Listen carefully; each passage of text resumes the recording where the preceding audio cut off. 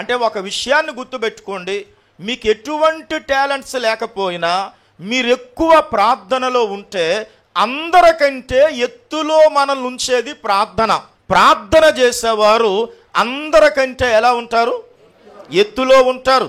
కాబట్టి పాటలు పాడేవారి కంటే ప్రార్థన చేసేవారు ఎత్తులో ఉంటారు. నాలా వాక్యము చెప్పిన వారు కంటే ప్రార్థన చేసిన వారు ఎత్తులో ఉంటారు. అలాగే ఇక్కడ వాయిద్యాలు వాయిస్తున్న వారి కంటే ప్రార్థన చేసిన వారు ఎత్తులో ఉంటారు. కానీ అందరూ చేయగలిగింది ఏంటంటే ప్రార్థన. ఎందుకంటే ప్రార్థన పరిస్థితులను ఏం చేస్తుంది? మారుస్తుంది. ప్రార్థన ఉన్నవి లేనట్టుగా చేస్తుంది. అంటే ప్రార్థన అయిష్టాన్ని కూడా ఎలా మారుస్తుంది? ఇష్టముగా మారుస్తుంది. కాబట్టి ప్రార్థన చేసిన వారు ఎప్పుడూ కూడా ఎత్తులోనే ఉంటారు.